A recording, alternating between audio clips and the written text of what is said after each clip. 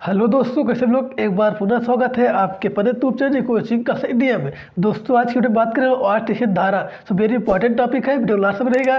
दोस्तों video start करने से पहले दोस्तों वीडियो लाइक नहीं की है तो वीडियो लाइक कर दीजिए। चलिए वीडियो स्टार्ट करते हैं। दोस्तों अपने लीजिए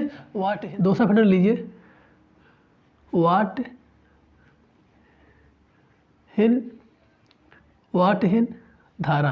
सो वेरी इंपॉर्टेंट टॉपिक है, चित्र कर लीजिएगा। दोस्तों अपने डाल लीजिए वाट हिन धारा। दोस्तों बना लीजिए वाट हिन धारा। सब क्या लिखेंगे? जब प्रत्यावर्ती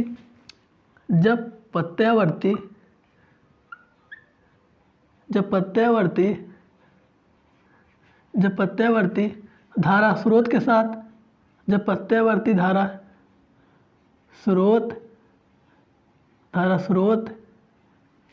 के साथ, जब प्रत्यावर्ती धारा स्रोत के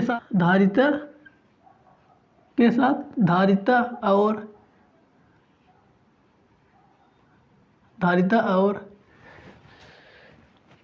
प्रेरकत्व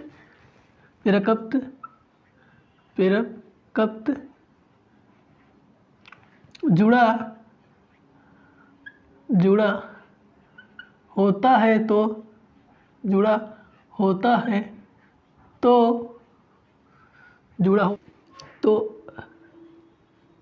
तो धारा आई और वोल्टेज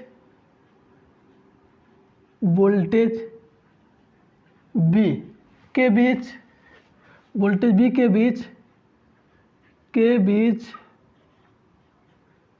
90 डिग्री या पाई बाई टू का कलांतर होता है।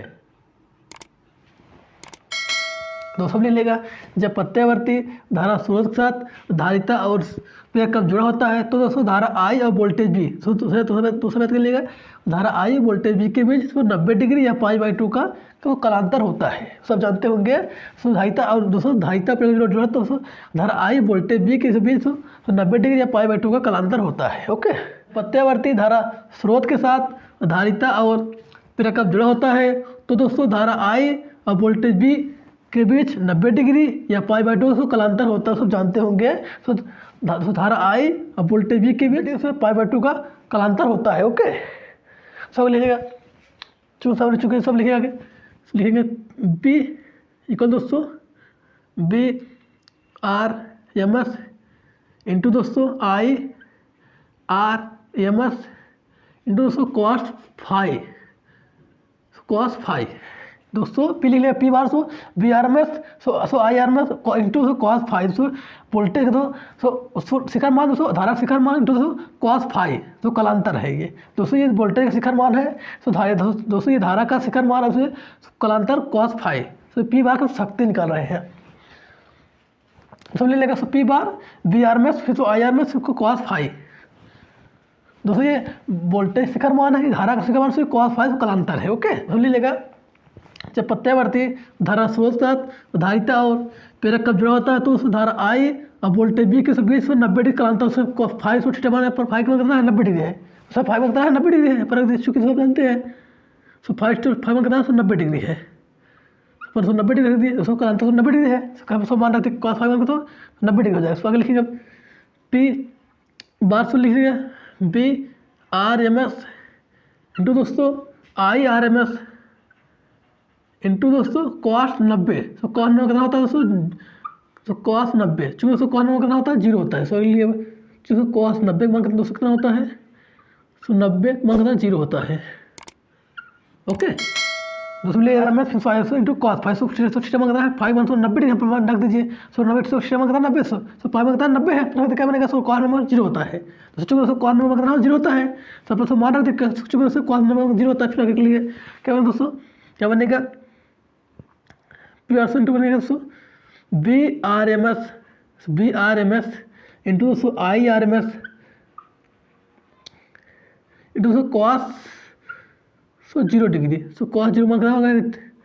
कॉस इंटू दोस्तों 0 लिख दीजिए, यहाँ पर क्या लिखिए पर 0 लगा दीजिए। इंटू क्या बनेगा? सो पी सो बार इंटू दोस्तों जीरो, सो जीरो हो जाएगा। सो जीरो कुल क्या जीरो हो जाएगा, सो जीरो में क्या जीरो हो जाएगा, तो सब बी आर में सो आई में क्या जीरो हो जाएगा, सो जीरो में क्या होगा जीरो बन जाएगा, तो बन गया जीरो बन जाएगा। ओके तो सिंपल सो बी आर में फिर सो आई आर में फिर कॉस फाइव, कॉस फाइव जो 90 डिग्री है तो 90 बना क्या बनेगा दोस्तों, सो बी आर में फिर आई में कॉन 90 है, तो कॉन में जीरो होता है, सो कॉन में कितना जीरो होता है, सो अपन जीरो रखेंगे बन गया, तो पी आर इंटू जीरो बन जाएगा।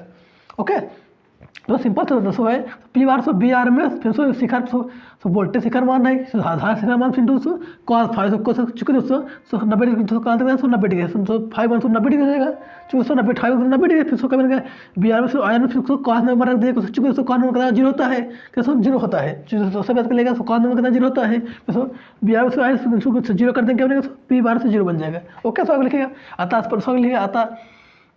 लिखिएगा आता स्पष्ट है, सब लिखिए अतः स्पष्ट है, सब लिखिए अतः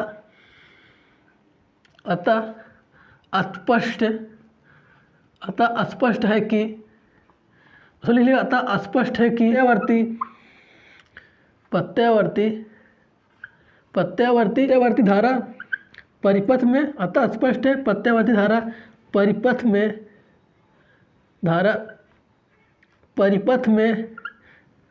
धारा प्रत्यावर्ती धारा प्रवाहित होगी, धारा प्रवाहित होगी, लेकिन ऊर्जा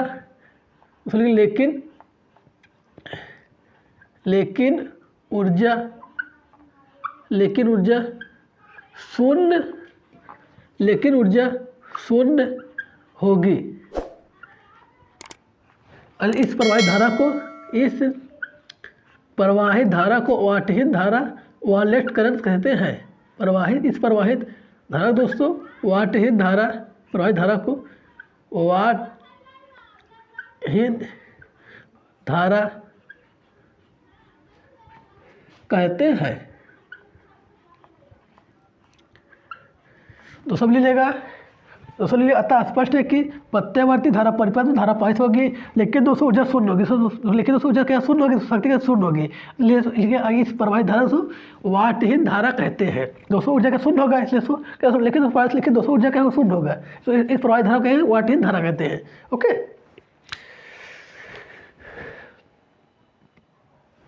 तो सब ले लेगा, अतः स्पष्ट है कि प्रत्यावर्ती धारा परिपथ में धारा प्रवाहित होगी, लेकिन दोस्तों ऊर्जा शून्य पी बार जीरो है, तो ऊर्जा शून्य होगी। इस प्रवाहित धारा दोस्तों वाटहीन धारा कहते हैं, वाटलेट करंट कहते हैं, वाटहीन धारा कहते हैं। दोस्तों ऊर्जा के मान शून्य है, सब पी बार जीरो है, लेकिन दोस्तों ऊर्जा शून्य होगी, तो ऊर्जा शून्य होगी। इस प्रवाहित धारा दोस्तों वाटहीन धारा। दोस्तों आशा समझ आ गया। अगर दोस्तों वीडियो पसंद लाइक करिएगा। दोस्तों मिलते हैं वीडियो तक के लिए जय हिंद, वंदे मातरम।